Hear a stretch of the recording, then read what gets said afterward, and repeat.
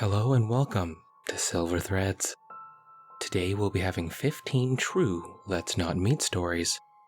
This is a compilation of all the stories from March, from stalkers, near kidnappings, and people just being where they shouldn't be. And if you think the video deserves it, please leave a like and subscribe if you're new. It really does help the channel. Now, let me tell you a story.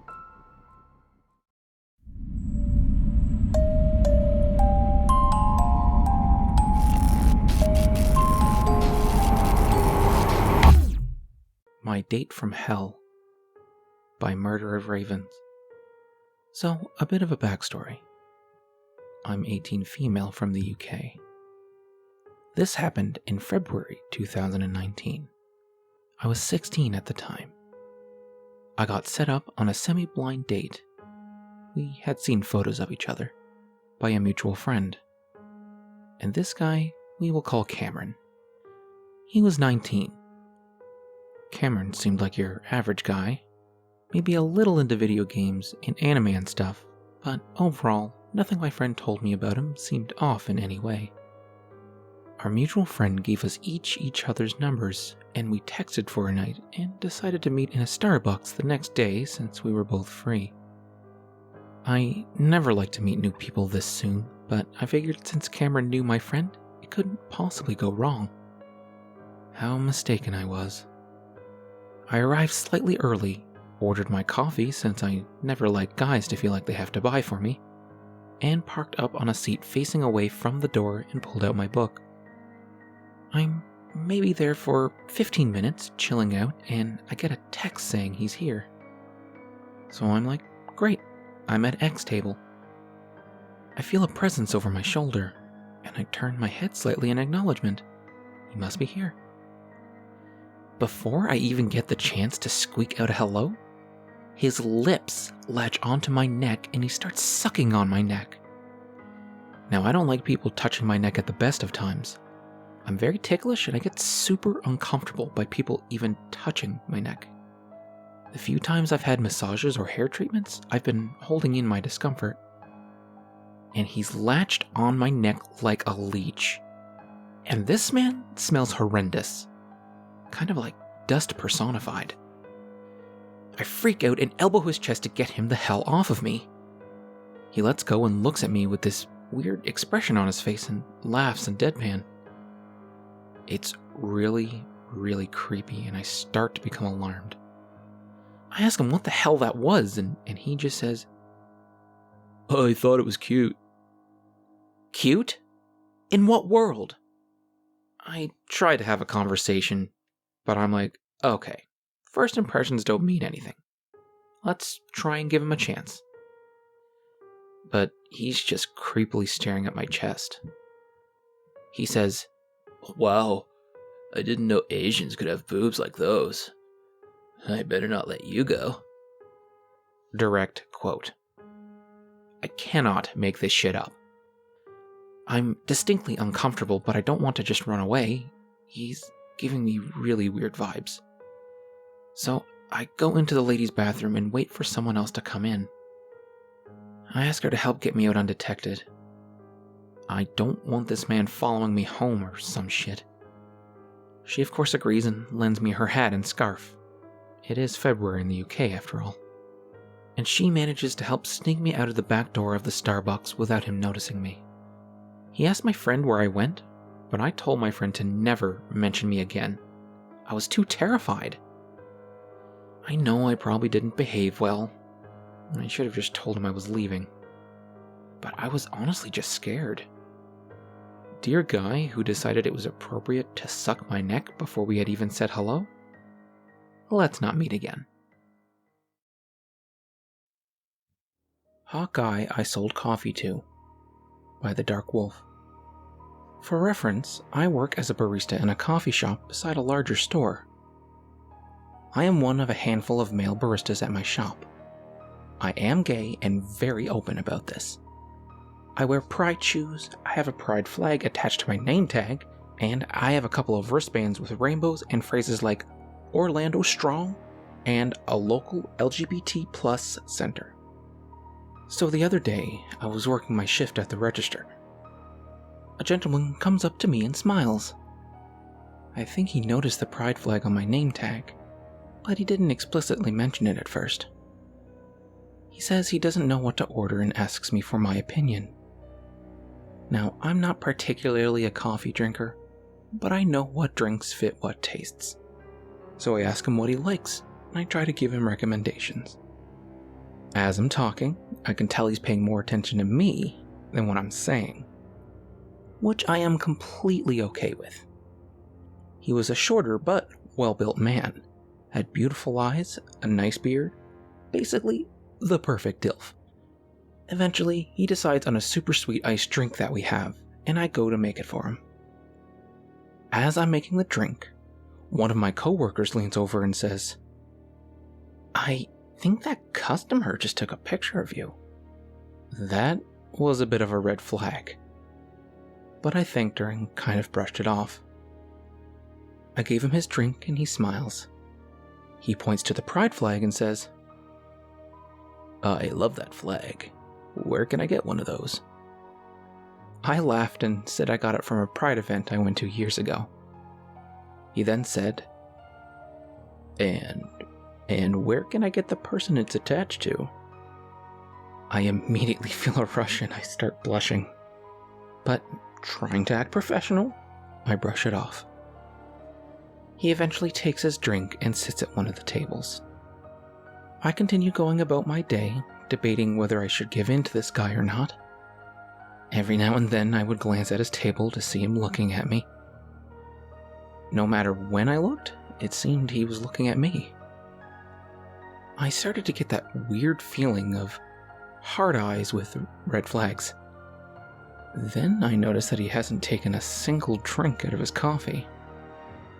Remember, it was an iced drink, so I could see the clear plastic cup.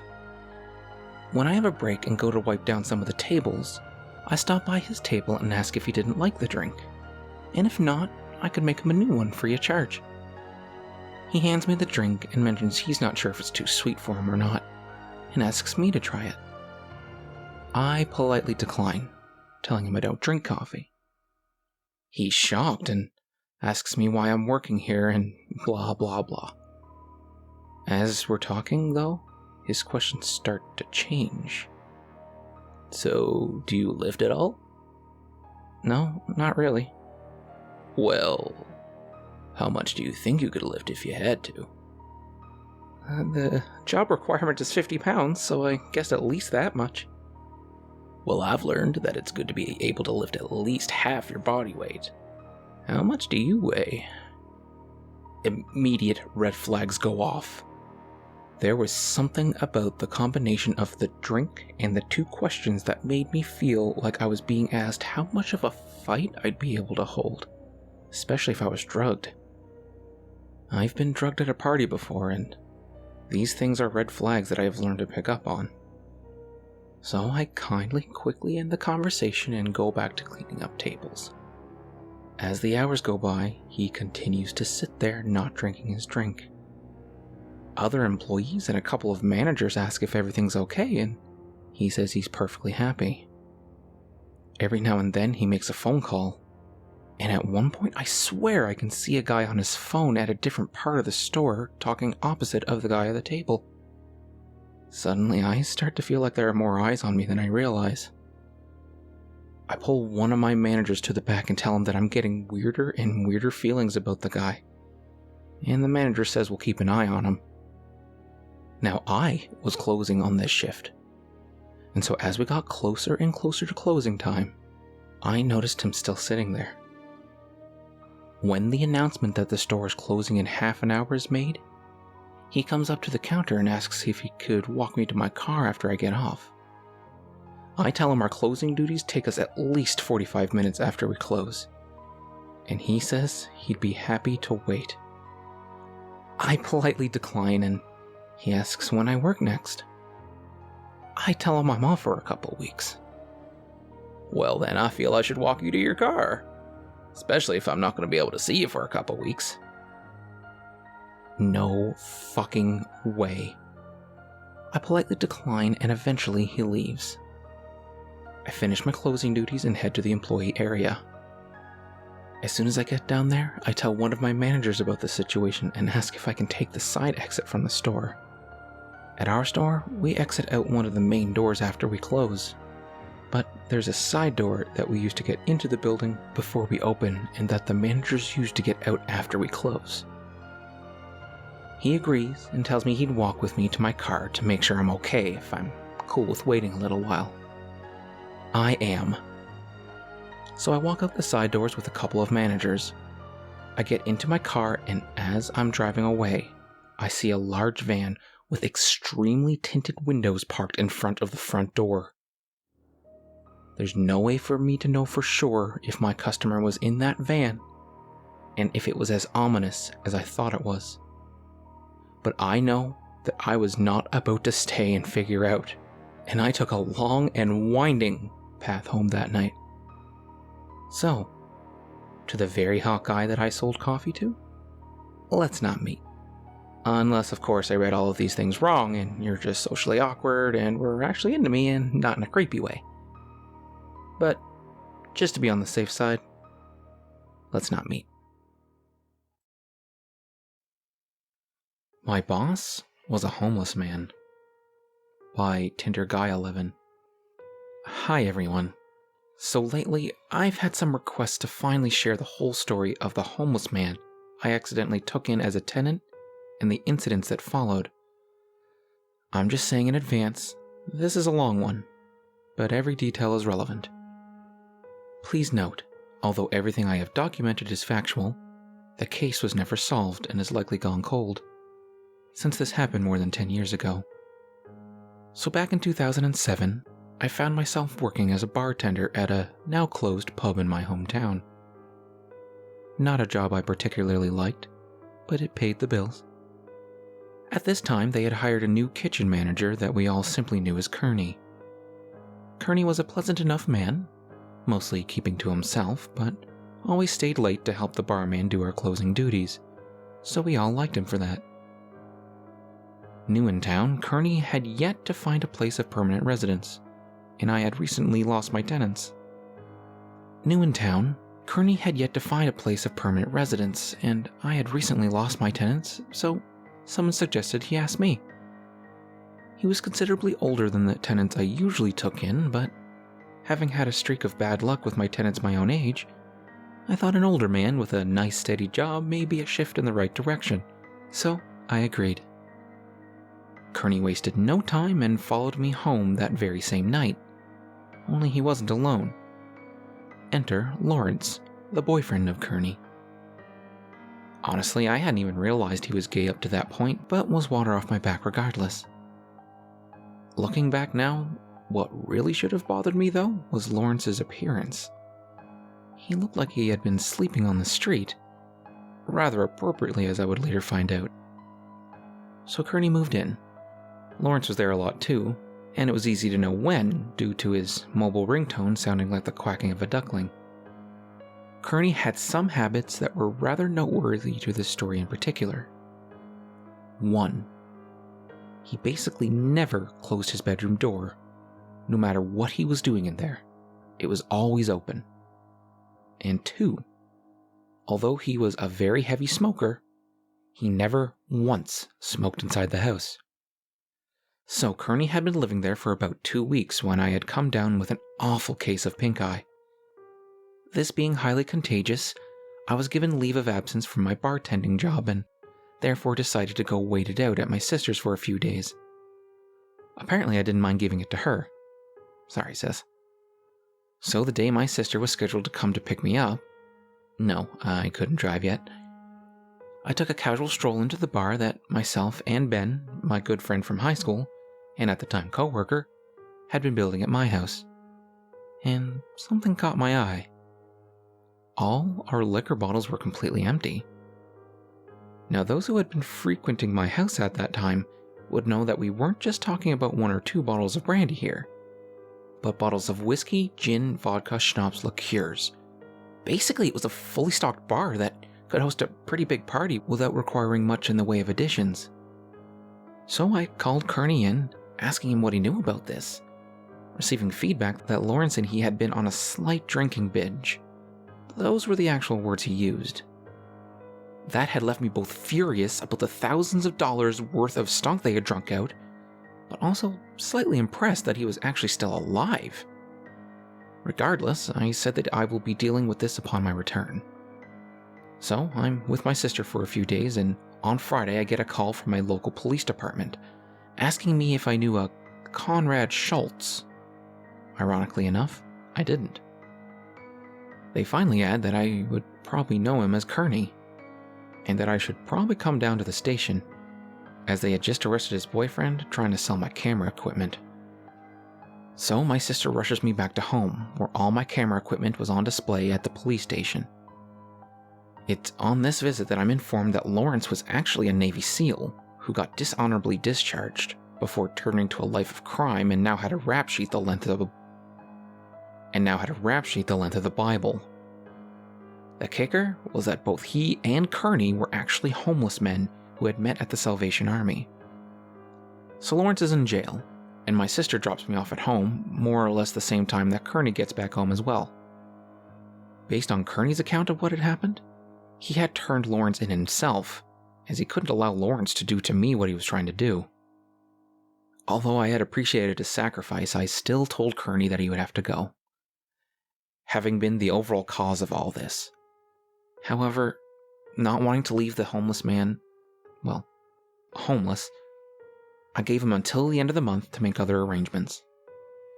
So Monday comes, and having just completed a staff meeting, I walk home to encounter a very much free Lawrence sitting on the sidewalk across my house, watching it. I confront Lawrence as to why he's there, and he tries to apologize before begging for money. Rather out of character, really, I dismissed him without giving him a cent. Now, let's go back to the previous night. See, I had mentioned the staff meeting for a reason, as it was at that meeting where we had gotten a rather sizable list of liquor bottles that had gone missing from the storeroom, leaving us all suspecting each other. I, however, would not have to wait long to figure out who the real culprit was, as a few days later, I opened the garbage bin in my kitchen to see the missing bottles, all empty and staring back at me. I decided to sit on this information for the time being, although I did photograph it, just for in case I needed as evidence later. I had also called over Ben to inform him of the developments. As this was quickly becoming a detective game, we decided to enter Kearney's room to search for further evidence. Nothing of vast significance in there, with one exception. 2 single photographs of Lawrence before he had turned into the homeless version of Lex Luthor or Charles Xavier. Actually, there were several of Lawrence's things still there, but as Lawrence had spent a lot of time there before the incident, I accepted this as normal. Now I should also add that I had mentioned Lawrence's release to Kearney, and had told him that if I even suspected that they were still seeing each other, I would throw him out of the house myself. Only a few days would pass before this came into play. On this particular night, I had been bartending again, and Kearney had constantly been stopping by the bar to help himself to draught glasses half full of wine and half full of Coke, which he would go drink outside the restaurant. We confronted him about this, but as he correctly pointed out, he was still a manager and we had no right to tell him what he could or could not do. On his 4th trip, however, I had grown suspicious and decided to follow him outside, where I encountered Lawrence sitting outside, sharing the half Coke, half wine concoctions with Kearney. This pissed me off, so the next day I returned to the restaurant with my photographic evidence that I handed over to the general manager, who was also kind of a friend of mine. Although I hadn't physically seen it, I had heard the confrontation through the office door when he fired Kearney. Kearney left, obviously upset, and apparently had no idea that I had been the one who had turned him in. So, we had closed early that night and I was walking home. Going past the high school, I saw Kearney coming from the opposite direction. He walked past me, literally only saying 2 words. "I'm scared," before disappearing into the darkness. That would be the last time I would ever physically lay my eyes on Conrad Schultz. So we reached the final week before Kearney's eviction was to take place. Ben had come to stay with me for that duration, as we both wanted to monitor the situation and make sure that nothing else happens. It was in this week that Kearney's behavior suddenly changed. He was constantly smoking in his room, and his door was closed 24/7. In fact, neither Ben nor I had caught so much as a peek of him in that entire last week, which we hadn't thought much of at the time. So the day of Kearney's eviction comes around. Ben had gone home for a few hours, and I finally hear Kearney's bedroom door open. Someone walks out of the room, opens the front door, and leaves. I follow him outside, but somehow he had already completely disappeared. What was left, though, was his house keys, indicating that he obviously wasn't planning to come back. I took a look at the keys, noticing something strange. Although the correct keys were all on the keychain, there were also several that weren't mine. Why would he leave me the wrong keys? I remember myself thinking as I walk into his bedroom. His room was a shock. Not because of the state it was in. The two had broken his bed in an act of wild monkey sex, but I had known about that already. As I said, he never closed his damn door. But more that he had literally left almost all of his belongings behind. With one exception. You guessed it. The 2 photos of Lawrence. Upon further investigation, I suddenly realized that all traces of Lawrence ever being there had completely vanished, with all of Kearney's stuff left behind. There was one thing of Lawrence left behind, though. His duckling ringtone. Which it turned out hadn't been so much a ringtone as an actual duckling, which now strolled around casually in the vacant bedroom. We named him Neville. So Ben returns and gets updated about the developments, both of us thinking the way he had left was rather weird. Of course, the whole thing had been weird. It was only when I had asked the infamous question that this all became a conspiracy theory. Did you ever actually see Kearney in this last week? It was to our shock that we realized that neither of us had. Suddenly putting puzzle pieces together, the changing habits, Neville the duck, the wrong keys, only Lawrence's stuff being gone. It was to great discomfort that we both asked the question. Who had really been living in our house this last week? During the next few days, Ben and I went on a mission, searching the town, crawling into drain pipes, trying to find any trace of Kearney's whereabouts, but they all added up to nothing. Conrad Schultz had simply vanished off the face of the earth. That wasn't the case with Lawrence, though. No, he was still around, having made some new homeless friends. We encountered him several times begging on the streets. I asked him every time, "Where's Kearney, Lawrence?" But he had just acted like he never heard of him. The last time I would see Lawrence was across from work attempting to break into a car. I had called the police on him and they had arrived rather quickly, arresting him on the spot. While he was being led away by the police, I shouted after him one last time, "Where's Kearney, Lawrence?" But he just ignored me and let the cops drag him away. The next day I filed a police report, reporting Kearney as a missing person and suggesting that Lawrence may know something about it. But nothing ever came of it.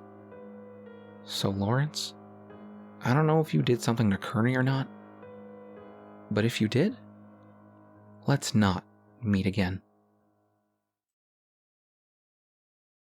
Someone Always Rings My Door at 11:05 a.m. by Azalea. I'll be honest, I'm not 100% sure if this story belongs on this Reddit, seeing as I've never actually met this person. But I have no other subreddit that I know of where this could fit better. Since almost a year now, end of 2019 to be exact, I have moved to an apartment in a different city because my mother, who I lived with in my hometown, passed away from cancer.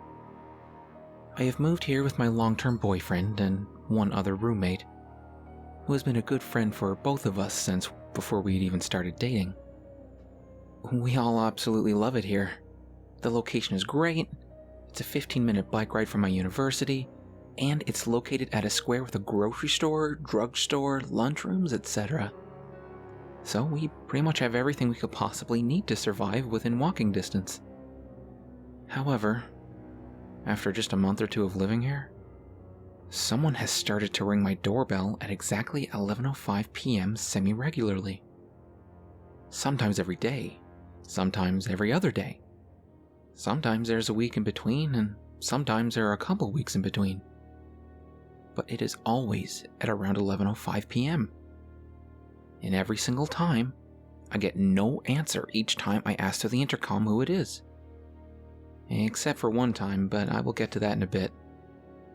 At first, I thought it was friends from one of the neighbors who accidentally rang the wrong doorbell. But after around the fourth time, I grew suspicious. And after more than those 4 times, I started noticing that it always happens at either exactly 11:05 p.m. or a few minutes earlier or later. My boyfriend and roommate both work at bars, so they work until very late and would usually only get home around 2 a.m. So each time it happened, I was always alone at home, and it really started to freak me out after a while. When I first told them about it, they kind of shrugged it off and said that it was probably a wrong dial, like I thought at first. But when I told them that it has happened so many times and sometimes even daily, they didn't even believe me and thought I was just a little paranoid and spooked. However, one night, when the doorbell rang again, and I answered the intercom asking who it was, I heard very heavy breathing. I was thoroughly spooked at that moment. I was again home alone and kept asking who they were and what they wanted. I couldn't make out from the breathing if it was a man or a woman, but I heard strange mumbling or whispering, and then it was dead silent, and they had appeared to have left. I had put my apartment door on double lock after that. I was so scared and spooked out. Thankfully, my roommate got home a little earlier that night, around 30 minutes after the doorbell rang, and he could tell how upset I was. Now, with the corona crisis, my roommate and boyfriend aren't able to work anymore, and they now also witness the frequent doorbell ringing. And they now also witness the frequent door ringing at 11:05 p.m., so they now do believe me and agree that it is very odd and creepy. We have a balcony that looks down at where our apartment building's main front door is. But because there's also a shop right underneath us that always has those curtain roof things out, the view to the door is partially obscured. Every time our doorbell rang, me, my boyfriend, and roommate would all go to the balcony to see if we could see anyone, but we never could. I have also asked my neighbors from my apartment building if their doorbell also gets rang so often, but the ones that I asked all said that it has never happened to them. So 2 weeks ago, my roommate decided to do some investigating and went outside our apartment building at 11 p.m., standing across the street and pretended to have a smoke while keeping an eye on the door. He said he did see a man who looked kind of suspicious wandering around the apartment building, who slowed down his pace significantly as soon as he approached our door. But when he spotted my roommate looking at him, he quickly walked away. We aren't 100% sure if that's the door ringer, but that was very, very suspicious. Our doorbell hasn't been rang at night since that day, and I'm hoping that maybe it will stop now. But there is a possibility that it will continue again in a few weeks. So strange man who rings my doorbell at 11:05 at night so often, please stop. And let's please never meet. Grindr Horror Story by Sir Clorox. This happened 2 days ago.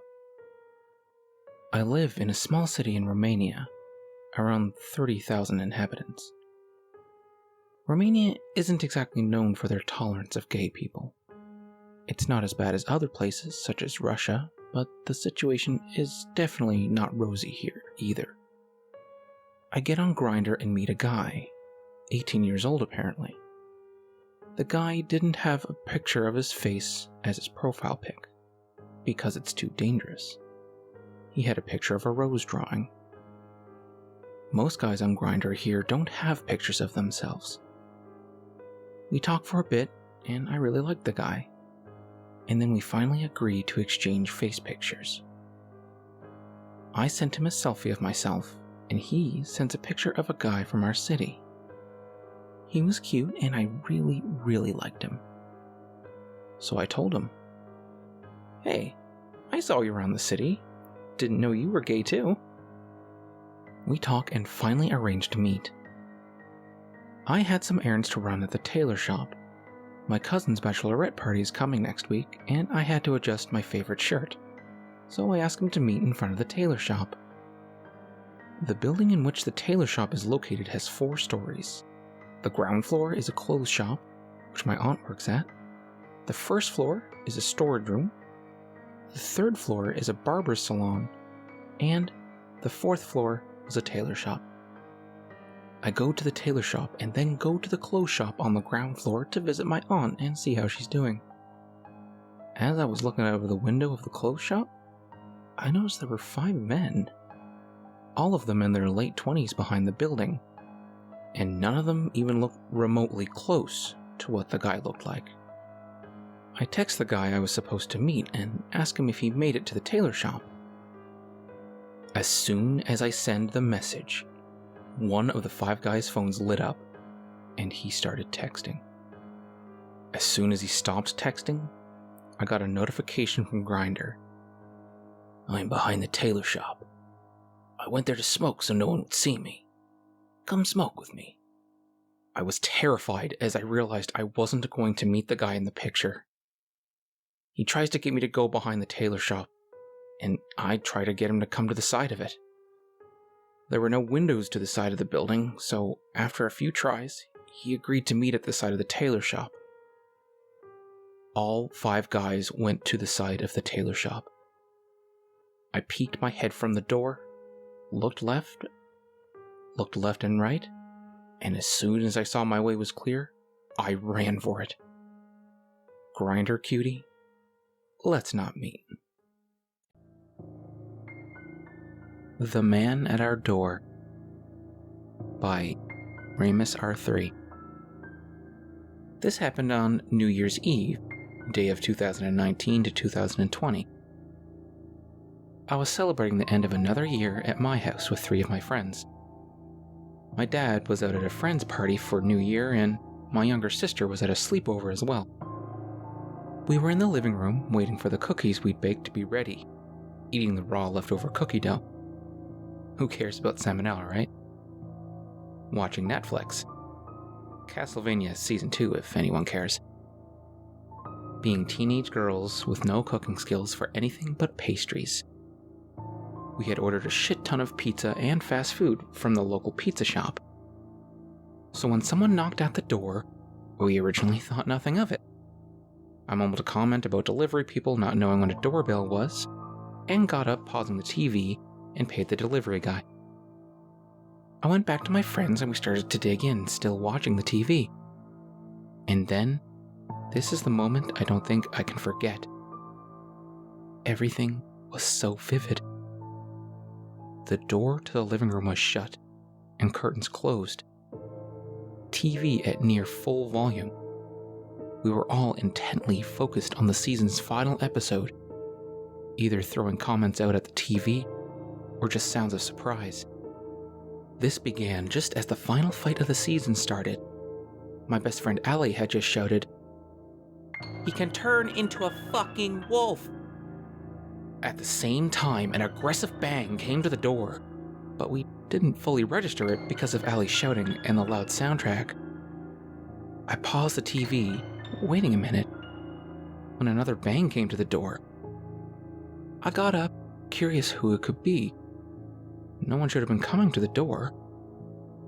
I stuck my head out the living room, seeing a man stood at the door, and because I'm a teenage girl, home with only 2 other teenagers, I obviously didn't answer it, but stood by the doorway able to watch him, to make sure he left. He didn't. He banged on the door rhythmically. Now, my friends and me are different people. I'm very paranoid and organized, whereas they are more relaxed, and they told me to sit back down and he'd leave. But then the door handle shook aggressively. "Call the fucking police!" I said quickly. My phone was upstairs in my room charging, so Allie called 999. She was speaking with the operator when everything seemed to slow down. The man had thrown a rock at the window in our door, and the key was in the lock, and to get it out, I'd have to go towards him. The police told us to find a place to hide with a lock, but no room had a lock. The lock in the bathroom had been broken since we moved in, but never had a reason to be fixed. So we ran out the living room into the kitchen. I had two ideas. One, get a knife in case I had to defend myself, or at least just threaten him. Two, get out Storm. Storm was my dad's dog. He was a security dog and ex-police. So I grabbed his leash, got him out his dog cage, and clipped on the leash. Grabbing a kitchen knife, I went into the backyard with my friends. The man opened the door to the yard, where we were all stood. I tried to not look scared, but this man had to be about 40. Long, greasy blonde hair and blank blue eyes. They seemed to not have any emotions behind them, but his mouth was in a twisted grin. He was holding a hunter's knife. Storm was barking loudly at him, but the man didn't falter. I was hesitant to let Storm off because I didn't want Storm to get hurt. "Come closer and I'll let him off," I shouted at the man, who had just kept walking. I backed away to stand next to my friends. "The second I let Storm off, we get the knife," I whispered, and my friends nodded. Allie still had the operator on the phone, who said anything we did could be classed as self-defense. "Go!" I ordered Storm, letting him off the leash. Storm lunged at the man, knocking him backwards, causing the knife to drop, but not too far away. Storm had a tight grip on his arm. I ran over, kicking the knife away from him. This went on for maybe 10 or 20 minutes, when the police came in and I got Storm away from the man. My dad was called and came straight home to make sure we were okay, which we were, luckily. We later found out that the man was a convicted sex offender who had moved in 2 streets down and saw me walking Storm and our other dog a lot. I'm so thankful we have Storm, and that my dad taught me how to deal with difficult and dangerous situations, because I don't know what would have happened if we just sat watching TV.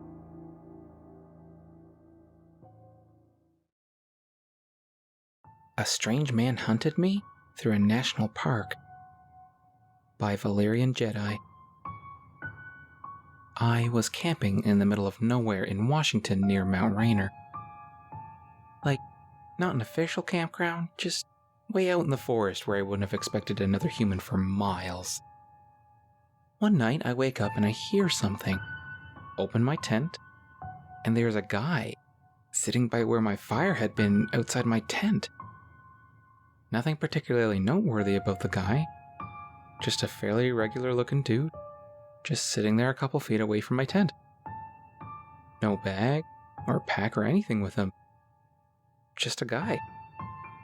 He saw me open the tent, his eyes got huge like he had just seen a ghost, and he took off. It shook me up pretty badly, but over the next day I managed to put it out of my mind fairly well after writing it off as just some odd occurrence. And a guy that was probably high or something and had somehow managed to set up camp coincidentally not far from mine. Then, 2 days after that, and 10-15 miles away in totally random directions that nobody could take the same path as on accident, I was sitting by the fire that night and started hearing noises that I got more and more convinced was a person. I called out to them, and out of the darkness someone was like, "Do you know how to get to Bell's Canyon?" I said no. I don't even think that's a real place there. They kept talking from just out of my line of vision. I tried to see them with my flashlight, but they yelled, "Aim that way!" And, kind of spooked and not wanting to piss off a potentially crazy person, I did. After like 15 minutes of me being very freaked out, and them talking and asking completely random questions from the darkness, it sounded like the voice had gotten closer. So I shined my light that way again, and it was the same dude who had been outside my tent 2 nights before. He had to have followed me almost 15 miles over 2 days, because there was no way he could have accidentally wound up in the same spot. As vast as that wilderness is, no possible way. As soon as my light hit him, he took off again. I started to chase him, but didn't want to get lost in the wilderness in the dark, so stopped quickly after probably only 100 to 200 feet. This one couldn't be written off, because the only way he could have been in both places is specifically if he was following me. I decided the trip was very over first thing in the morning, and hiked back out over 3 days, constantly doubling back, trying to throw anyone following off my trail, and occasionally hiding and waiting to see if he would come by following me. I really can't describe how terrifying it is to feel like I'm being hunted through the woods, and to actually have to brainstorm on things I could do to best avoid potentially being murdered. On the first night of hiking out, twice I heard what sounded like a person walking circles outside my tent. But by the time I mustered the courage to look, nobody was there. On the second night, I heard what I thought was an animal making noises at first, in the distance, but slowly decided it sounded more like a human making animal calls. But could have actually been an animal. But I didn't see the guy again. But it really sounded like a person making howling noises. I literally almost cried when I got back to my car. The relief was so strong. To this day, probably the most terrifying experience I've ever had. I have no idea who that guy was or what his intentions were, and no way of getting an explanation. But I really can't articulate just what a terrifying few days that was.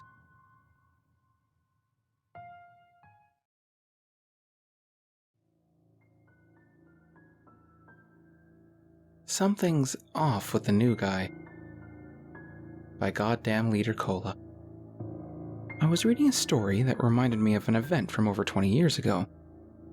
The second half of 1998, I had taken a job as a security guard at a plant that made locks. Being a kid, I usually worked one of 3 shifts. 4 p.m. to 12 a.m., 7:30 to 3:30 a.m., and 12 a.m. to 8 a.m. The 7:30 to 3:30 shift was for extra coverage, so there were always 2 of us from 7:30 to midnight. It was a routine, boring job for the most part. We did our rounds, logged anything out of the ordinary, and watched a tiny monitor displaying a CCTV feed. Things went by in an almost painfully normal manner for 6 months. I worked, saved, bought a car, and planned to move. By late March of '99, I served my notice and prepared to head cross-country. A new hire was brought in to fill my spot, a soft-spoken man named Calvin. As part of his training, Calvin spent time working at all hours. At night, he was a shadow, working with myself and the other night guard, getting a feel for the plant's nocturnal routines. Most nights he worked with myself and Amira, a female guard who was around my age. I was 18 at the time. Calvin, who was about a decade older, was quiet and polite, though something seemed to be missing. There's a spark that genuinely nice people seem to have, and he didn't possess it. Whenever he went on rounds with me, he'd ask questions about the job and make small talk. I noticed that he was a little odd, laughing at odd times and changing his tone mid-sentence. At the time, I chalked it up to him being awkward. That wouldn't last. One night, near the end of his first week, he went on rounds with Amira. When they returned to the office, I knew something was wrong. Normally talkative, she would barely say a word. Not sure what had occurred, I waited until Calvin was gone to the restroom to ask. During their trip, everything had been normal until they reached the brass mill, a portion of the plant that shut down at 6 p.m. There were usually no employees there after that time and no lights. They were making their way to a checkpoint on a landing atop a flight of stairs when the mood shifted. She told me that she turned around only to find he was right on her. Startled, she backed against the grating at the end of the landing and he leaned in towards her, his face nearly touching hers. He flirted in a low voice, and when she mentioned his wedding band, he said it would be over soon. From then on, I did the rounds, taking Calvin with me each time. The night ended without further incident, and I left a note for our supervisor detailing what had occurred. The next night came and went with no Calvin. I did the rounds while Amira stayed in the locked office. Same thing the night after. Then, on my second to last shift, I come in to find her freaking out. She found out why Calvin hadn't been at work. He had been arrested for murdering his wife. She had been dismembered and burned, parts of her body placed in a pond less than a mile from where we worked. That night and the next, Amira called the jail just to make sure they were still holding him. Based on the time frame, he had killed his wife months before he started the job.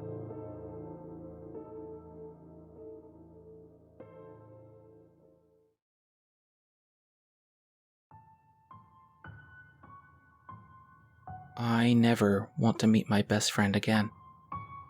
By Shadows Over Mexico. This is a true story, and the trial is still ongoing. After binging about 12 hours straight of YouTube, readings of this subreddit has my mind in a dark place, though I can't entirely blame it. My mind goes here often. This happened 3 years ago, but requires some background. My best friend and I grew up in a sleepy, wannabe New Jersey, Central Florida town, and we were the outcasts. We had met in 6th grade when I'd overheard her talking to another classmate about Bionicles, my 11-year-old self's passion. We became fast friends and soon were inseparable. Soon began the gauntlet of sleepovers, birthday parties, and family gatherings. We were practically siblings. She was the first person I'd come out to as bisexual, and in turn, I was the first person she'd told about being trans. Her home life was tumultuous, though I can't say mine was any better. We often had a habit of taking refuge at each other's houses. Like I said, we became like siblings. Her father was an alcoholic, strict, and prone to physical discipline. Her sister was a stuck-up girl who soon gravitated towards the hicks and jocks when we entered high school. And her mother was a pseudo-vegan, hippie love child held over from the 80s. When I was 23, herself 22 at the time, we had another long night of sleeping over in order to let her escape yet another fight with her mother. She had recently lost her job at Walmart, and I was going into my first shift at Taco Bell the next day. On the drive home the next morning, she excitedly told me that since she now had her own vehicle, she would be applying at pizza places that were in need of a driver. I was proud. It was the first time she'd hunted for a job on her own, as I'd usually been the one to coax her to apply where I was working. Not that she ever lasted very long. My first training day goes by quite well. My coworkers are friendly and try to get me to talk more. My manager likes to playfully embarrass me, a fat white guy, by trying to get me to talk hood to the other workers. Being a training day, it wasn't a very long shift, but I had been up early in anticipation, and this was my first day on the job in a few months. I got home around noon, informed some of my internet friends that my first day went well, and around 5 p.m. I started to bed down, drained from a good day. As I am prepared to lay in my bed, I get a Steam message. Her lamenting another fight with her mother and asking if she could come over. Now, I had started to grow a bit weary of the fights on their end. I had begun to repair my relationship with my family and a few friends, and I had given her advice many times on how to better approach things. In my infinite wisdom and eagerness to sleep, I left the message on read and drift off into slumber. Around 8 p.m., I am awakened by her bursting into my room in a panic. Having just been ripped from a dream, I am groggy and disoriented. I drag myself to the bathroom to relieve my bladder and come back to my room to find her rocking back and forth on my bed. It is at this time that I notice she is covered in blood. So I ask what happened. She informs me that she just saw someone murder her mother with a knife. My mind goes blank. In the deepest parts of my mind, alarm bells start ringing. Isn't the rocking back and forth a bit overdramatic? Why didn't she call the police? But this is my best friend. I've known her for over a decade, and we were the only two people in the world we could count on. I suppress it and go inform my sister and stepfather. My mother had passed the year prior, and it was roughly a month to the anniversary of her death. We were all in a dark place, antisocial as always. It was the only way we knew how to handle emotional issues. When I inform my family, they immediately go to the same place as I had, though they were far more vocal about it. I offer excuses I knew myself were flimsy and return to the room, phone in hand. I convinced her to call the police, and I could hear her explain the details over the phone. A man in a black ski mask. When the cops arrive, she swears up and down that it's most likely her father. They send cars over to check the crime scene and take her in for a statement. I ride with her in the back of the cop car over to the sheriff's office. It gets to be around 2 a.m. Her sister was brought in, as was her father. I have work the next morning and request to be taken home by a police officer. It takes a while to go to sleep that morning. The next day at work, I am quiet, until my manager asks me what has happened. I inform him, but decide to work the rest of my training shift. When I get home, my sister informs me. She had confessed.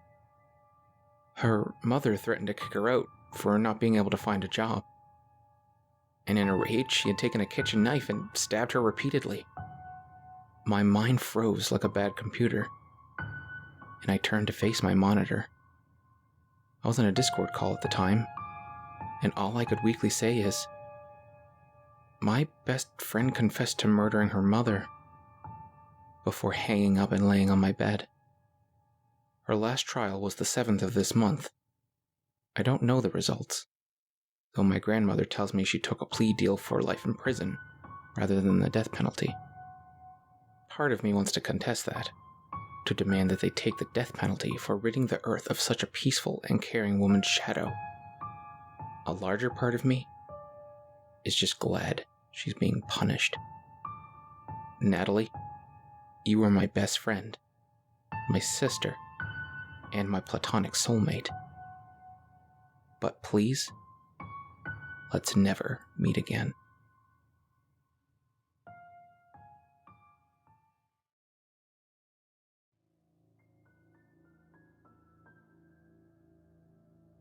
Creepy Brother of My Mom's New Boyfriend by Bip Pip.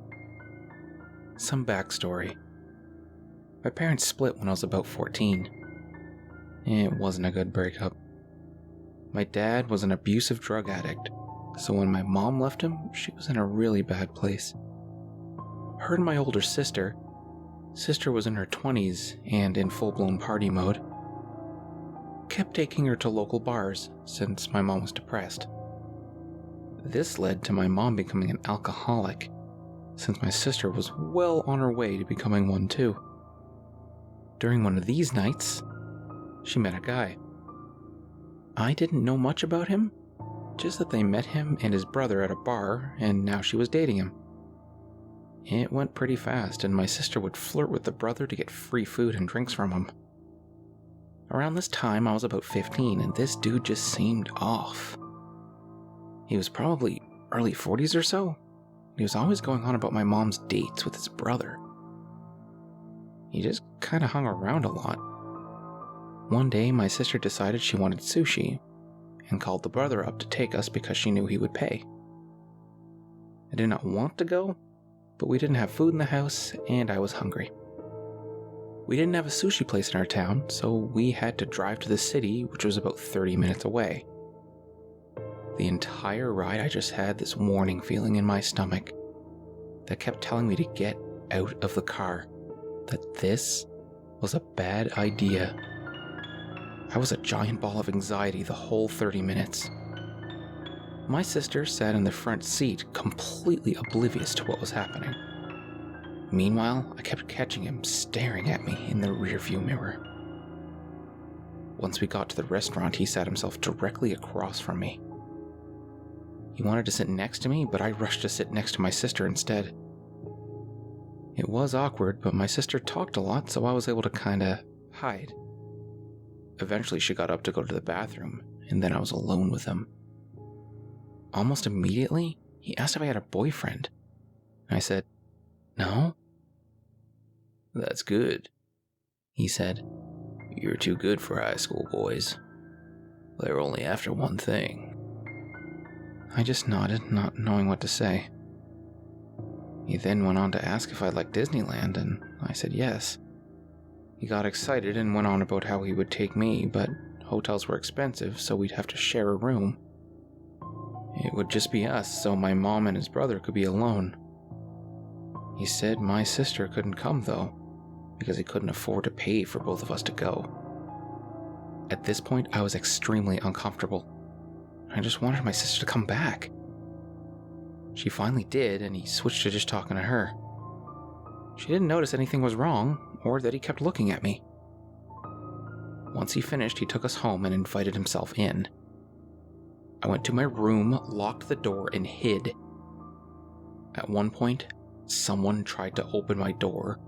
They stopped once they felt it was locked. My mom and her boyfriend came home around then. I tried talking to my sister, but she just brushed me off. They had invited us back to their house, and I wanted so badly to stay home, but they forced me to go. Almost immediately, my mom and her boyfriend went to the room and left my sister and I with him. He got my sister drunk pretty fast and tried to get me to drink, but I kept refusing. It got to the point where my sister was almost blackout drunk, and I was freaking out because once she passed out, it would just be us. I started texting my brothers, hoping one of them would pick me up. Thank God my eldest brother responded. I told him what was happening and he came to get me. He showed up and told the guy that it was late and I had school, so he was taking me home. He tried to protest, but my brother was very firm about it. He loaded my sister in the car, texted my mom he was taking us home, and then we left. My brother didn't live with us since he was about 30 at the time, and he had his own family, so he didn't know what was going on. I told him the full story, and he got real quiet, and then waited till my mom got home. He told her off, shamed her for putting me in that situation, and told her that if it continued, he would move me into his house. My mom broke down then and told him she wanted to break up with her boyfriend because of his brother. Found out when I was older that he would sneak by the door to listen to them when they had sex. I think more happened, but my mom never talked about it more than that. She broke up with him, got a good job, and sobered up with the help of my brother. It took my sister a lot longer, but she eventually got her life together. So, the creepy brother of my mom's ex-boyfriend? Let's not meet again.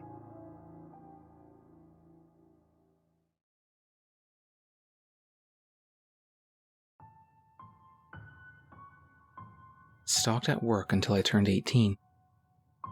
By Inside BG. I worked at a hardware store in high school. We had a number of fairly regular customers, but there was one man in their mid-30s that became a regular after I checked their items out one night.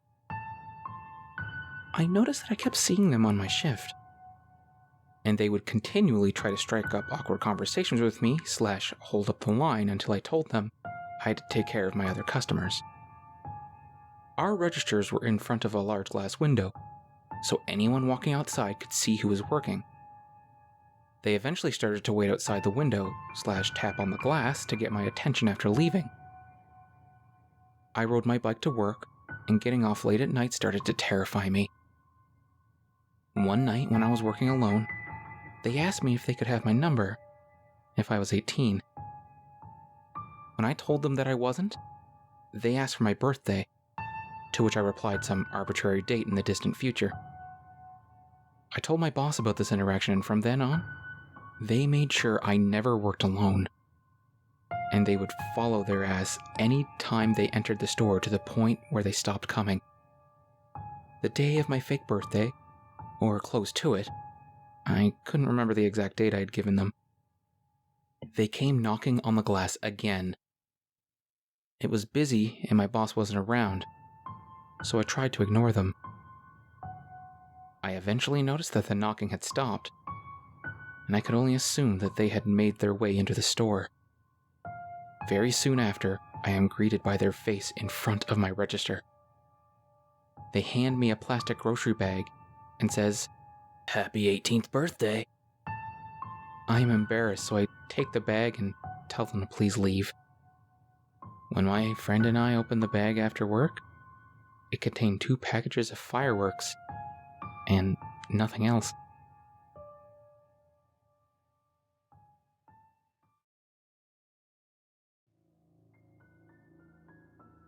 I was somebody else's Let's Not Meet by Something Wicked 97.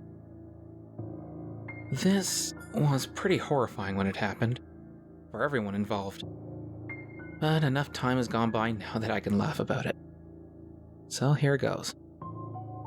I was in my second year of university. My flat was near a quiet road surrounded by woodland, so we'd occasionally see roe deer and other wildlife roaming around. We weren't that far from campus, but it was still pretty out of the way. One night, it must have been around 10 p.m., my housemate got home, came straight upstairs to my room, and told me a deer had been hit by a car and killed. It was lying practically in the middle of the road. There weren't many streetlights, so it posed a serious risk to any drivers who might not see it in the dark. It could flip up and go through somebody's windscreen, or cause them to swerve into a tree. We considered calling campus security to come and remove the deer, but we knew it would take them a while to get there, so we figured we might as well try and move it off the road and onto the pavement. I grabbed some heavy-duty plastic garbage bags, and my housemate brought a torch. When we got to the place where the deer was, I gingerly put my hand on her neck to check that she was definitely dead. I almost screamed when she suddenly came to life, flailing her legs out and thrashing and making the most god-awful groaning noise. It was like a horror movie jump scare. We were both very shaken, although thankfully out of kicking range. After that last outburst, the deer unfortunately did pass away. Although I think we were both secretly relieved that we didn't have to put her out of her misery ourselves. Killing a half-dead animal with a rock was very much not on my 2018 bucket list. No cars had come by yet, so between us we were able to wrap the deer in garbage bags and lift it. Once we had it up, it seemed stupid to just dump it there on the pavement when the woods were right there next to us. We decided to carry it a bit further out and leave it in a sheltered woodland area. I know how dumb it sounds now, but at the time it seemed perfectly sensible. You can probably guess what happened next. We'd been walking for a couple of minutes, the bag was leaking blood from the deer's hind leg, and it was generally just a pretty messy business. We were talking as we went, and I said something about how I hoped she hadn't suffered too much, and how we needed to find an out-of-the-way place to drop the corpse, etc. What we did not know is that not far away, just out of our line of sight, was a guy out for a late night smoke. I smelled the weed, but had no idea anyone else was around until we were on our way out of the woods again. At which point, we saw him walking ahead of us very fast, occasionally darting horrified glances over his shoulder. He was as white as a sheet. As we drew nearer, he broke into an outright run, and when we finally emerged onto the street, we saw him disappear around the corner. I can only imagine how freaked out he must have been. From his perspective, he'd just seen two people wandering through the woods after dark, dragging a heavy, bloody garbage bag, and discussing the most efficient way to dispose of a woman's body. We spent the next few days half expecting to receive some sort of call from security accusing us of murder, but nothing ever came of it. Maybe he went back to check for the body and realized what had happened. Or he was just too traumatized to report it. Either way, I'm pretty sure we gave that man the shock of his life. To the innocent weed-smoking guy in the woods, I am so sorry. I promise I'm not a murderer.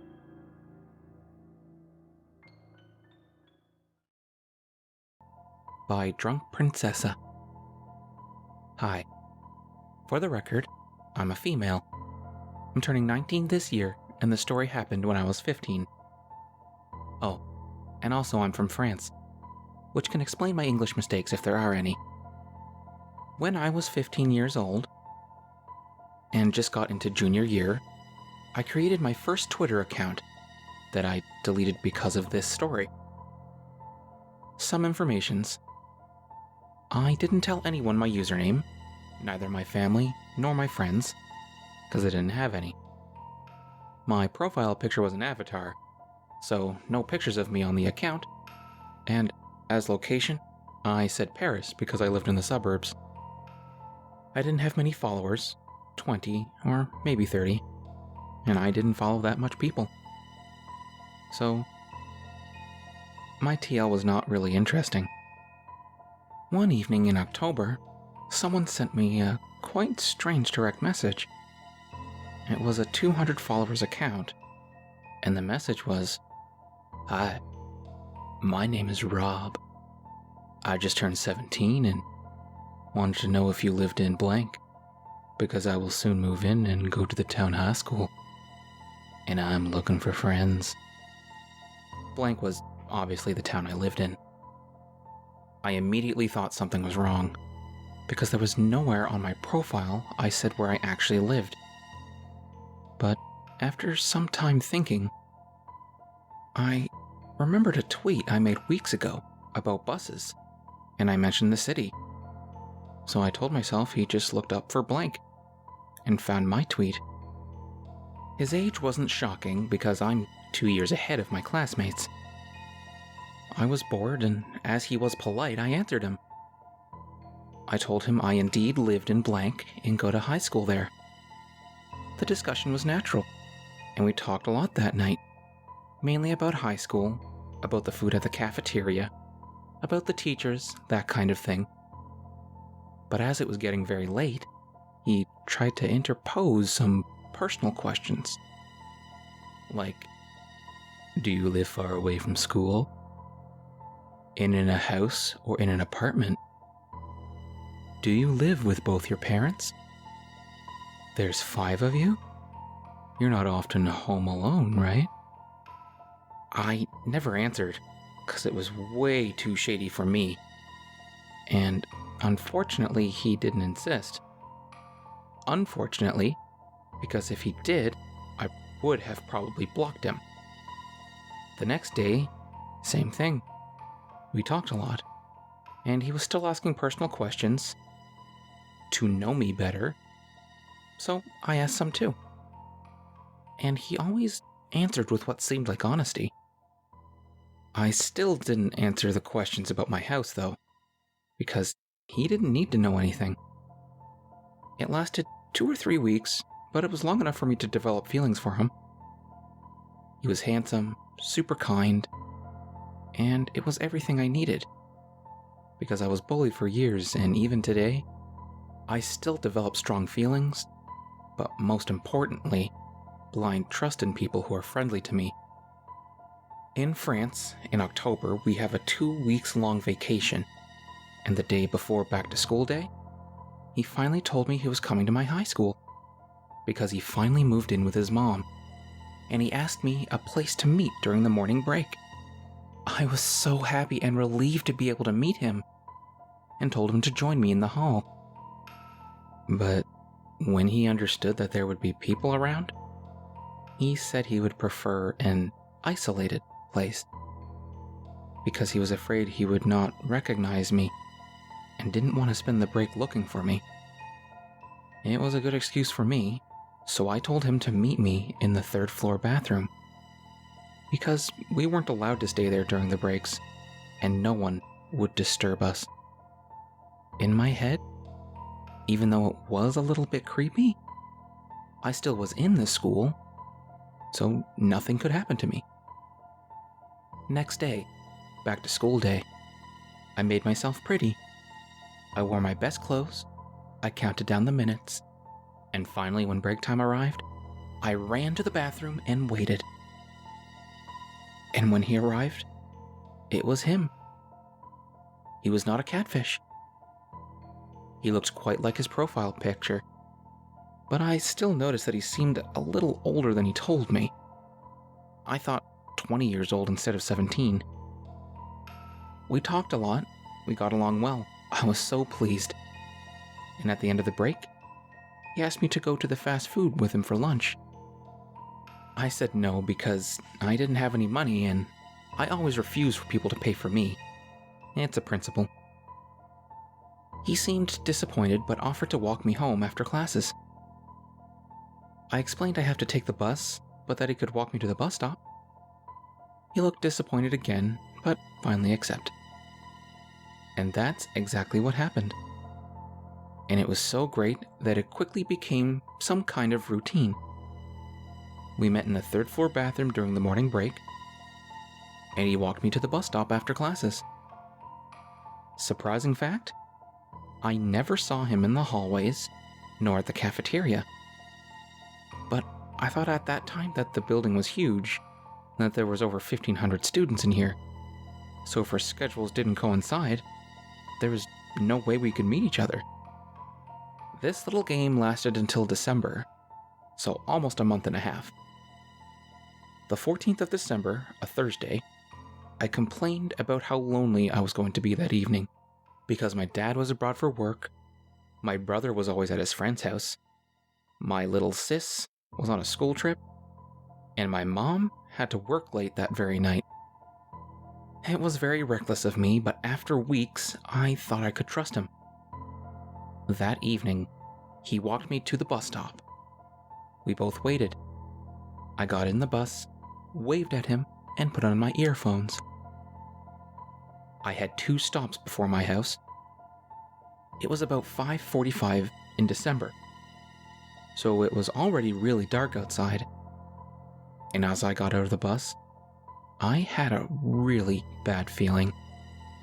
There was that very uncomfortable sensation in my stomach, and I felt like I was being observed. I pressed pause on my music but kept my earphones on, so that people thought I couldn't hear anything.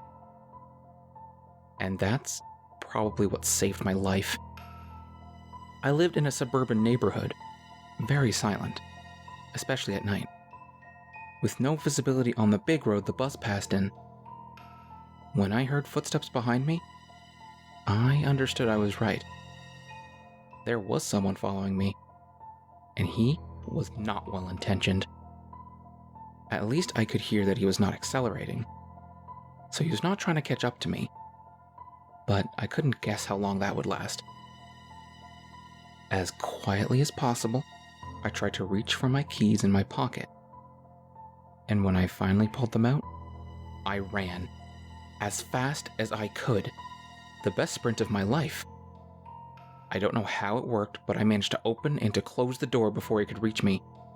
I then deactivated my alarm, which, by the way, confirmed that I was home alone, and took a look through the glass panel on the door.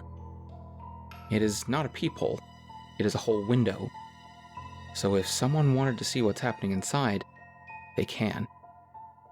It was Rob, a few meters away, looking at me with a really creepy face. He followed me to my home, probably with a car, and he was clearly not here for chit-chat. I still don't know why I didn't call the police. I was totally paralyzed. We both stared at each other for a minute. and when I took back control over my body, I ran to the kitchen to get a knife and got back to the door. He was there too, banging against the door. I feared for a second that the glass would break, but it didn't open. That moment when I was pushing against the door, praying for it not to break while he was kicking harder and harder, was the longest I've ever experienced. After maybe 5 minutes, he stopped and got around the house, knocking against every shutter, and got back to the door. He looked very angry. But then, my neighbor's car reached my house and Rob ran away, probably thinking it was my mom coming home. On Twitter, Rob sent me 1,000 messages before I could block him. He then deleted his account, and I thought I was done with this story. But quickly after, some accounts which have just been created followed me. Their @ were all a series of numbers and the first letter of his name. And as soon as I blocked one, another one followed me. I chose to delete my account because I couldn't make it stop, and it was too hard to endure. Because they were sending me dozens of insulting DMs. Later, I talked to the people who were supposed to be Rob's classmates, because I never met him again in days. But not a single one ever heard about a Rob. This guy was never a student in my high school. That's why I never met him apart from our daily meetings, and that's probably why he seemed so old. I never heard about him anymore, and I'm still asking myself what he wanted, and what could have happened that night. So Rob, let's never meet again.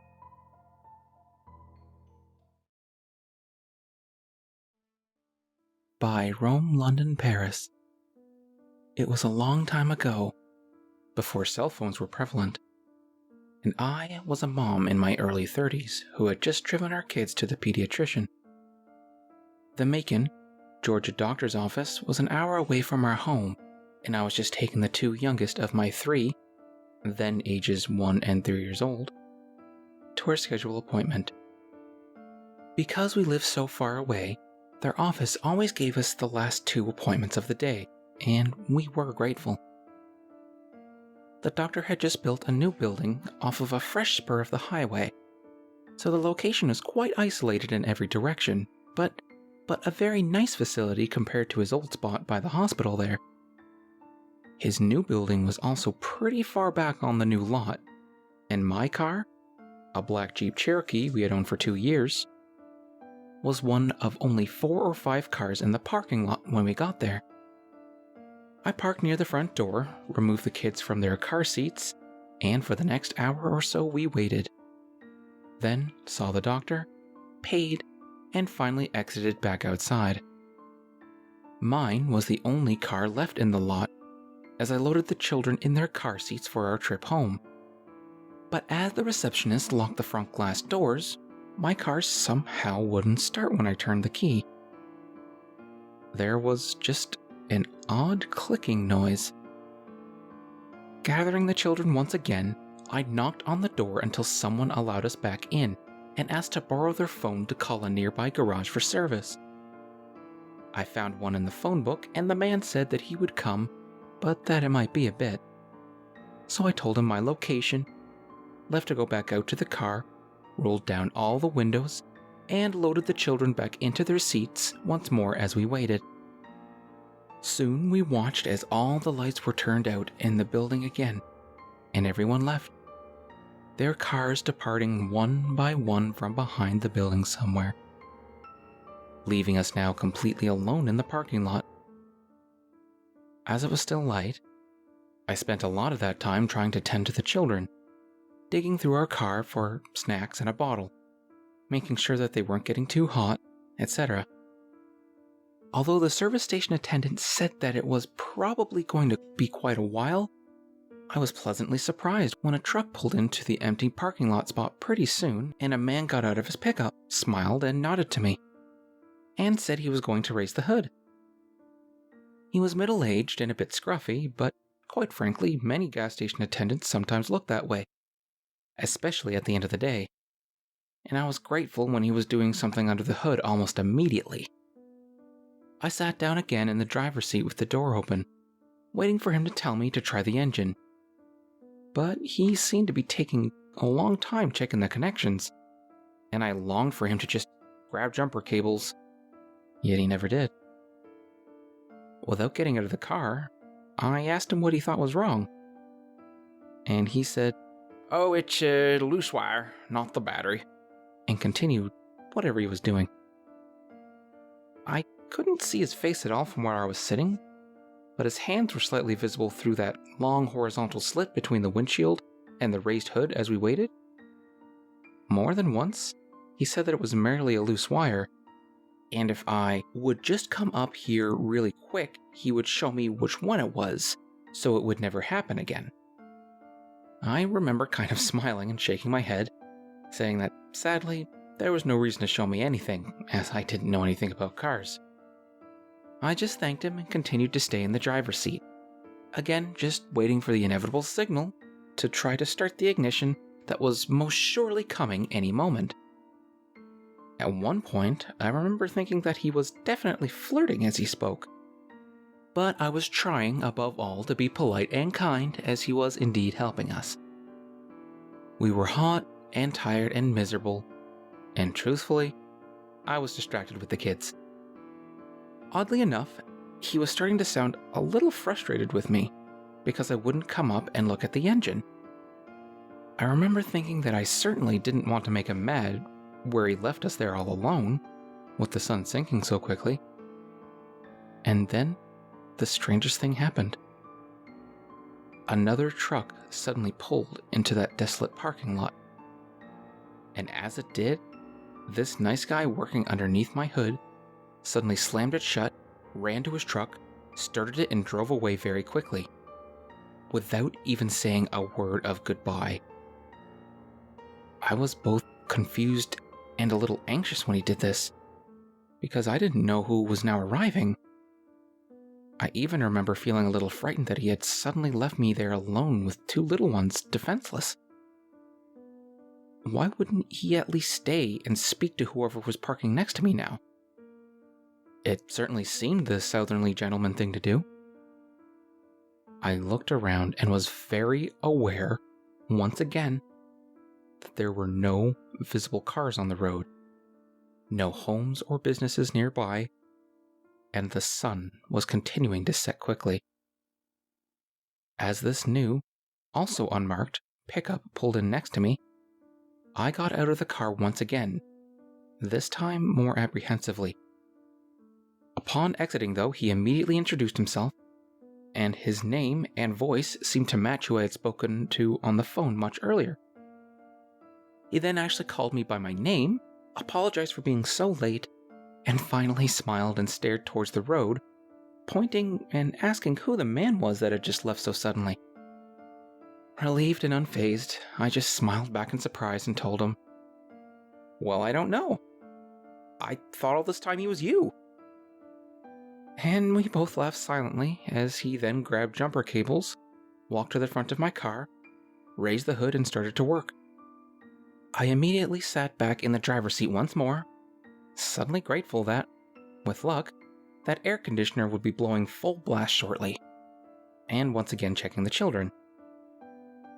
While listening for the familiar words, "Try it," I had my back completely turned towards the children, when he surprised me by suddenly coming to the driver's side door. In the strangest voice, he said, "Ma'am, is this yours?"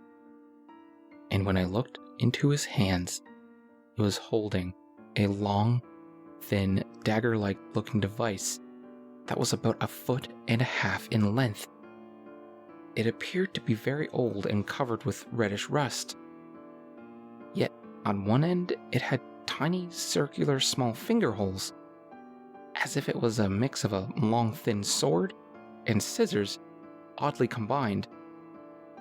I remember being amazed but not frightened, and I asked where he had found them. "Under the hood," he replied. I said, just matter-of-factly, that I had never seen them before.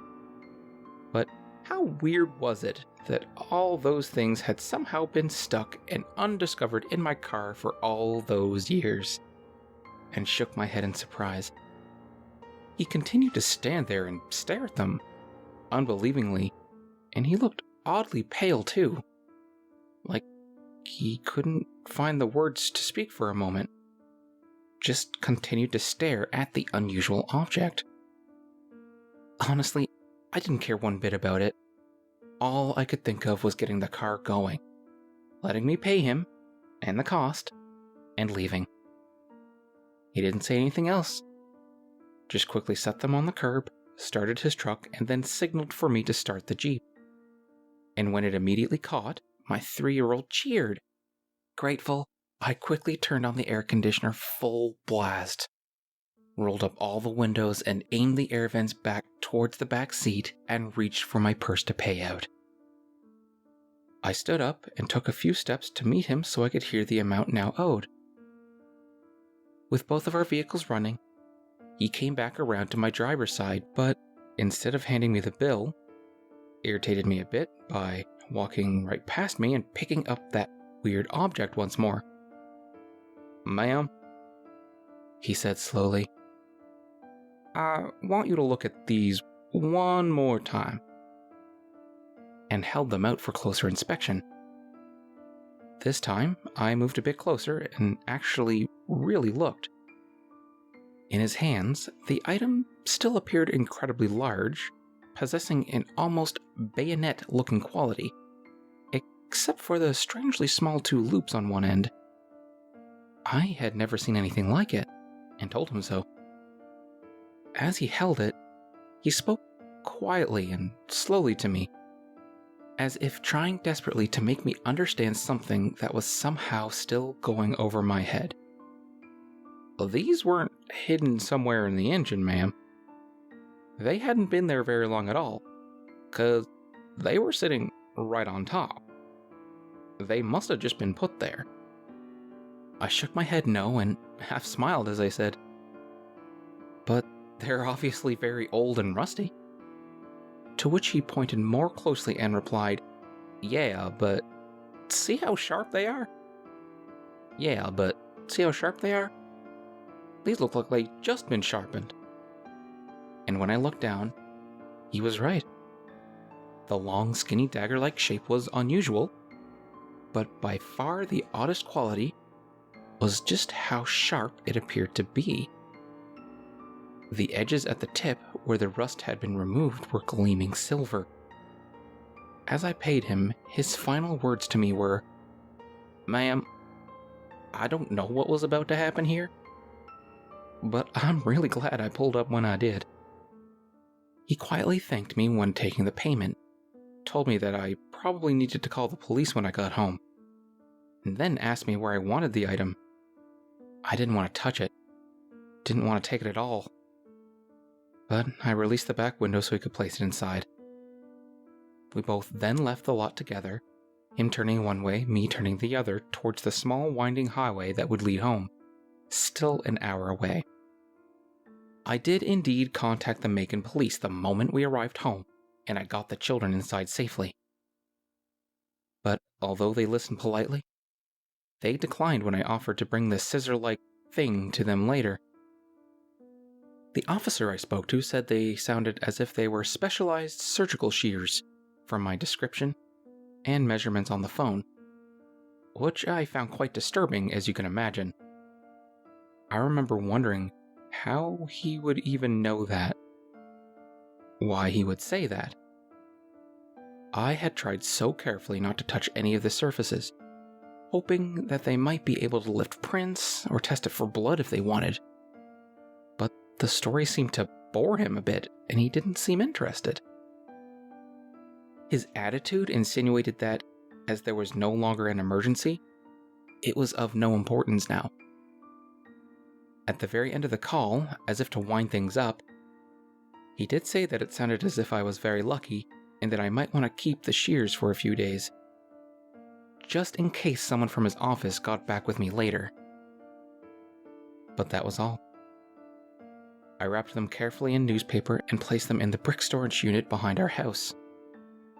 And there they remained for several more years, untouched, until we moved away and I finally, not wanting to bring them across several states, reluctantly threw them in the trash.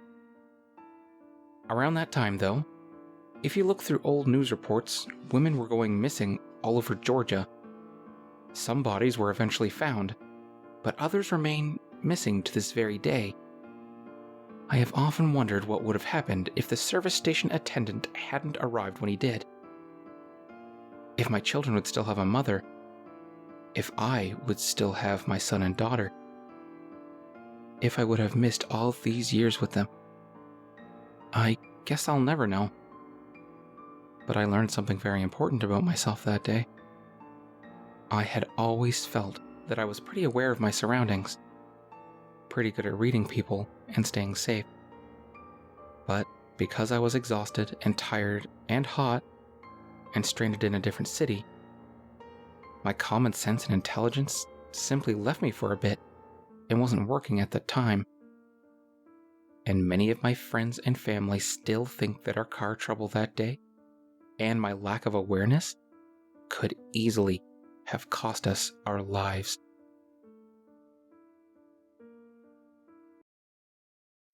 By Venus Nova. This happened when I was a bartender about 4 years ago. But I think about it often and has changed the way I operate throughout life. I now refuse to go to any store alone after midnight. For the story's sake, I will tell you that I was 25 and an attractive, slender blonde at the time. On a busy Friday night, I was bartending with the bar manager, and he had noticed that we were very low on some bar necessities after the dinner rush. Lemons, limes, bitters, and that kind of thing. So I was sent out to go to a 24-hour grocery store down the road to pick up the odds and ends that we would require to get us through the weekend. I picked up everything that was asked of me without trouble at the store, until I got to the liquor aisle. There were 2 country-looking guys that were probably around my age in the aisle, and they were staring at me and whispering to each other in a way that made me uncomfortable, as I assumed they were making comments about me. All pretty innocent so far. Before they could approach me, I grabbed what I needed very quickly and power-walked to the self-checkout. I really booked it out of there because when you're a bartender, it's kind of like you're on stage and are required to be charming and interact with people that you otherwise absolutely wouldn't be able to tolerate unless you were getting paid to. Thus, why I am not a bartender anymore. I get to the self-checkout, and hot on my tail are the 2 guys. I'm scanning my stuff, and they use the scanning station next to me. I get a better look at them now that they are right next to me. One is taller, muscular, and average looking.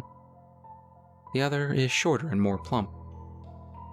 They both looked dirty, and their eyes were completely bloodshot.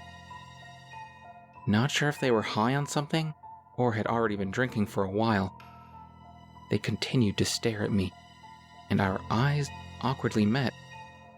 So I did the pleasant Midwestern-y thing to do and flashed them a quick half-ass, closed-lipped smile to be polite. The taller one starts trying to talk to me. "Hey, looks like you're ready to party, huh?" I reply with something like, "Yeah, something like that. It's not for me, though." They walk closer to me and ignore their responsibility to scan their items. "Oh, must be for your boyfriend, huh?" I flash the awkward, tight-lipped smile again and roll my eyes slightly. Like, this is your hint that I am not interested, fellas. The taller one continues to try to talk to me. "You could come hang out with us tonight. We could show you a real good time, if you know what I mean." I reply with, "No thanks, I'm good. I have plans already." Well, the tall one starts to get upset that his moves aren't working like he'd hoped, and starts using a more threatening tone and moves very close to me. Like 2 inches away.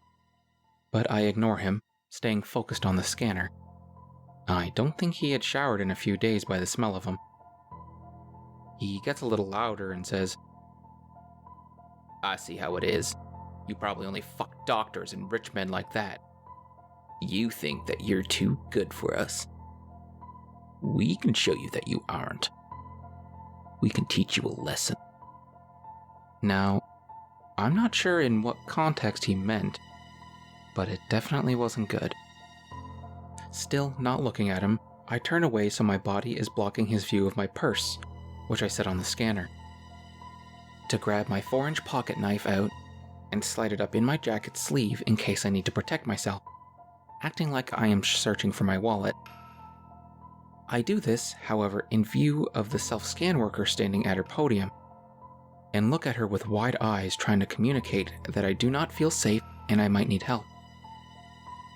I turn back to the machine and slide my credit card to pay, while the creepy and hostile guys are practically standing on top of me. The machine malfunctions and starts beeping.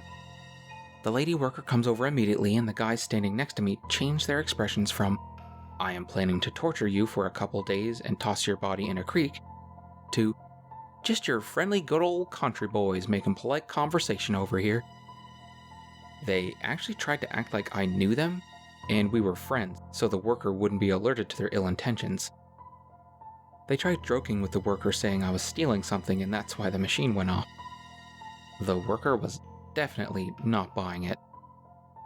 She was a 6-foot tall woman with some muscle on her, by the way. I wouldn't mess with her on my best day. Anyways, she presses a few buttons on the screen, shooting the guys a very unimpressed look when they were trying to act charming, and cancels the order completely. She turns to me and says, "I am sorry for the inconvenience, ma'am. This machine seems to not be working correctly. Why don't you gather your things and I will ring you up at an actual register?" She puts her hand on my back and gives me a wide-eyed look like I gave her a minute earlier, letting me know that she sees I am in danger. I pick up my things to follow her to a register that is near the security office. The guys linger around the self-scan, still glaring at me, and eventually complete their purchase, but stand at the exit. Assuming they were waiting for me, I felt like I would be walking to my death if I made my exit in that moment. The worker keeps a close eye on the guys and scans my items. As she's scanning, she tells me there really wasn't anything wrong with the machine I was using. It just misread my credit card. She said, "I had a bad feeling about those guys from the moment they walked in, and then I saw them getting aggressive towards you. I already rang security to be ready to walk out to the parking lot and make sure you left safely when you were ready to leave. Then I saw you take that knife out and put it up your sleeve getting ready to protect yourself. Good girl. As much as I'd like to see you show them they picked the wrong chick to mess with, I'm glad I was able to pull you aside and make sure you are safe. I see them waiting by the door for you. I'll just keep pressing buttons on the screen and act like I'm having trouble with your order until they give up and go outside. Our security officer and I are both still going to escort you to your vehicle when you leave." I thought to myself, this woman seriously deserves a raise. I thanked her over and over again and told her what they said to me, and I was getting afraid because I don't know what these guys are capable of. As I'm talking to her, my bar manager calls me to see what's taking so long. I explained what was happening and he was obviously very concerned and ready to come up there himself and kick some ass. A sweet sentiment indeed. By the time I hang up, the guys had given up and walked out to the parking lot. The worker said to give it another few minutes because she had a feeling they may still be in the parking lot waiting for me to walk out and see which vehicle was mine so they could follow me. My instant thought was, no way, they have to be gone by now. I was wrong. The worker and security guard escort me out, and as it was after midnight, you can imagine how empty the parking lot was. Towards the back of the lot, there sat an old, big pickup truck running with the lights on pointed towards the store. It was a huge parking lot, and it wouldn't have made sense for them to initially park like that. So I'm assuming they moved the truck to sit that way so they had a full view of when I exited the store to go to my vehicle. It was like being stalked by very hungry lions.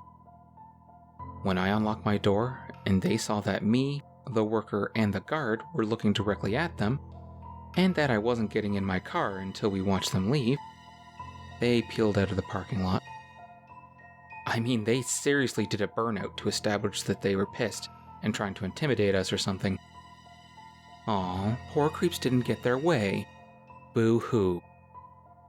I thanked the worker and the guard over and over again, as I am certain they had just saved my life, or at least saved me from having to live with whatever those guys were planning to do to me. I did write a long letter to the store manager and to their corporate location describing how their employees protected me and how grateful I was.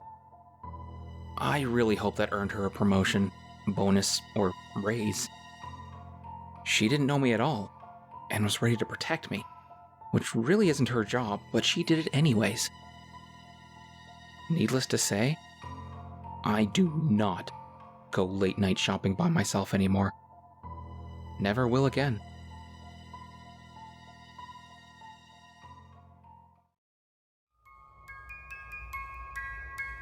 Thank you very much for watching this compilation of March's videos. If you like the stories, leave a like and subscribe, and I'll see you all next time with another story.